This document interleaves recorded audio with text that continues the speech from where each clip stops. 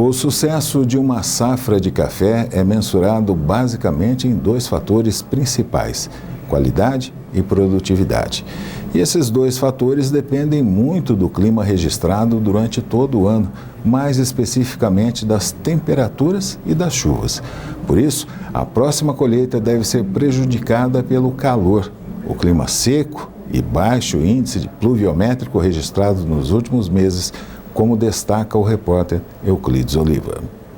Com certo alívio que a frente fria que afeta mais o centro-sul do país trouxe para esse calorão, a grande questão que fica para todo cafeicultor nesse momento: o que fazer? Essa é a questão que nós vamos falar aqui com o engenheiro agrônomo da Emater, Lucas Musi. Lucas, ficou essa pergunta no ar. O que ele pode fazer para diminuir esse calorão? Acho que o cafeicultor tem que pensar em técnicas que ele pode utilizar para amenizar esses efeitos do clima, né, dessas mudanças que a gente está tendo no clima, muita seca, um calor intenso, no seu cafezal, né? E aí tem várias técnicas que podem ser utilizadas. Primeiro, trabalhar bem o solo, né, fazer a correção do solo, a adubação correta, para as raízes conseguirem se aprofundar mais no solo, né? Ter matéria orgânica no solo para poder conseguir segurar essa umidade, manter uma cobertura vegetal, né? Ou uma cobertura morta que seja, mas não deixar o solo exposto, né? Porque um solo exposto ele esquenta muito mais do que um solo coberto, então isso já ameniza a temperatura no solo e nas raízes, né? O solo, quando ele esquenta demais, ele acaba prejudicando as raízes do café. Uma outra coisa que pode ser utilizada, principalmente em áreas de montanha, é a questão do terraceamento.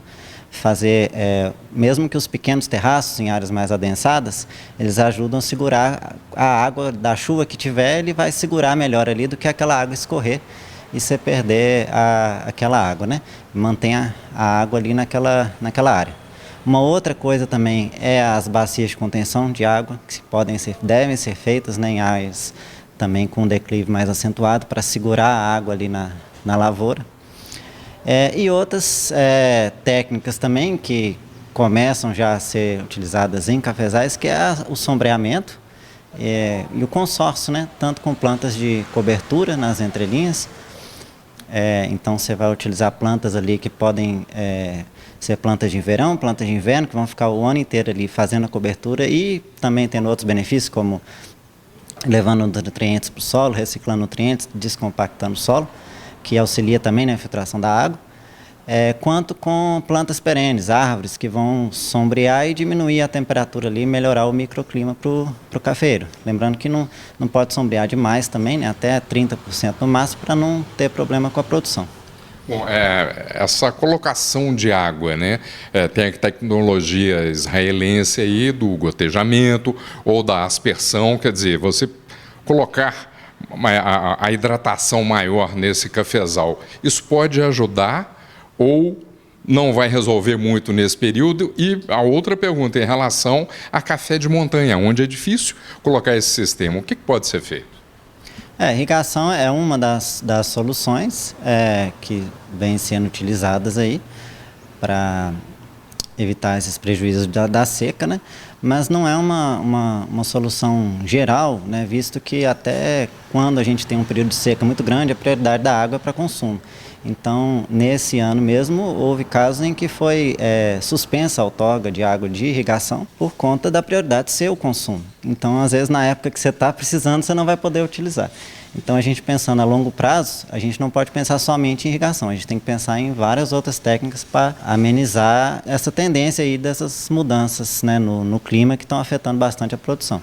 E essas ações que você falou aí não é só a curto prazo, né? Você tem que pensar um planejamento longo, porque a bianualidade aí também vai ter uma influência, né, nessa geração do fruto, né? Sim, o planejamento é a longo prazo, inclusive pensando em plantios futuros, né, num planejamento aí melhor de solo, num plantio para as raízes atingirem uma profundidade maior e também variedades que são mais resistentes a essas temperaturas maiores, né, e o tempo seco. Obrigado pelas informações. Olha, fica a dica então, qualquer dúvida é melhor você consultar o engenheiro agrônomo. Euclides Oliva para o Jornal Cidade. Ainda não há registro de chuva em Varginha nesses 2 primeiros dias de outubro, mas a média mensal histórica para esse período mensal é de 110 milímetros no município, de acordo com o Centro de Previsão e Tempo de Estudos Climáticos.